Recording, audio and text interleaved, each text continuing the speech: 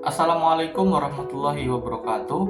Perkenalkan, nama saya Altaf Akbar, mahasiswa program studi Teknik Sipil Fakultas Teknik dan Ilmu Komputer Universitas Pancasakti Tegal dengan NPM 65256000022 kelas 1B, mahasiswa semester 1. Di sini saya akan mereview sebuah buku laporan praktikum mekanika tanah yang disusun oleh Khairul Fitrianto, program studi Teknik Sipil Fakultas Teknik dan Ilmu Komputer Universitas Pancasakti Tegal pada tahun 2022. Buku ini menjelaskan tentang DCP atau Dynamic Count Penetrometer.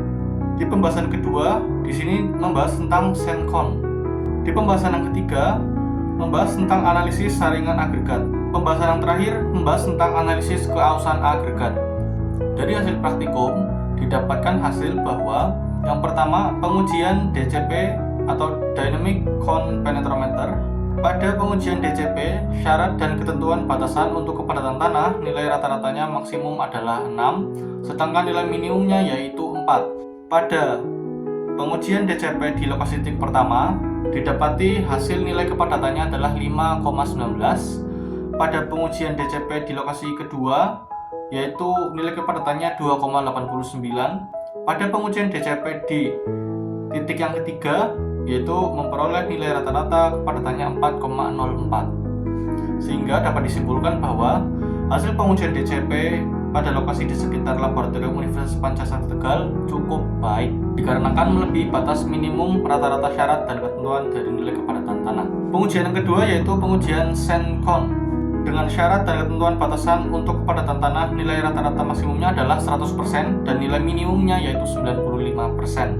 Pada pengujian di titik pertama, didapati kepadatan di lapangan yaitu 67,02. Pada pengujian SENCON di lokasi titik kedua, didapati nilai derajat kepadatannya yaitu 132,43. Pada pengujian SENCON di dua lokasi titik yang berbeda, memperoleh nilai rata-rata kepadatannya yaitu 99,73. Jadi dapat disimpulkan bahwa hasil pengujian SENCON pada lokasi di sekitar laboratorium Universitas Pancasakti Tegal sangat baik, dikarenakan tidak melebihi batas maksimum rata-rata syarat dan ketentuan dari nilai kepadatan tanah.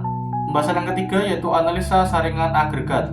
Terdapat 3 sampel yang tidak sesuai dengan syarat dan ketentuan spesifikasi umum 2018. Yang pertama, pada pembagian sampel tidak memenuhi syarat dan prosedur sesuai dengan spesifikasi umum 2018. Yang kedua, agregat yang digunakan tidak memenuhi syarat dan prosedur sesuai dengan spesifikasi umur 2018. Sehingga pada pengujian menggunakan alat shift shaker, nilai berat tertahan tidak sesuai dengan nilai berat seluruh sampel. Alat shift shaker tidak sesuai dengan saringan yang ada sehingga harus menyesuaikan alat, yang dapat menyebabkan hasil tidak maksimal. Jadi dapat disimpulkan pada pengujian analisa agregat menggunakan alat shift shaker bahwa tidak sesuai dengan syarat dan ketentuan pada metode uji spesifikasi umum 2018. Pembahasan yang keempat adalah keausan agregat. Pada pengujian keausan agregat terdapat 2 sampel dengan menggunakan metode berdasarkan SK SNI 2417/1991 yang terdapat syarat dan ketentuan, yaitu apabila nilai keausan yang diperoleh kurang dari 40%, maka agregat yang diuji layak digunakan untuk bahan konstruksi, dan apabila nilai keausan yang diperoleh lebih dari 40%, maka agregat yang diuji tidak layak digunakan untuk bahan konstruksi.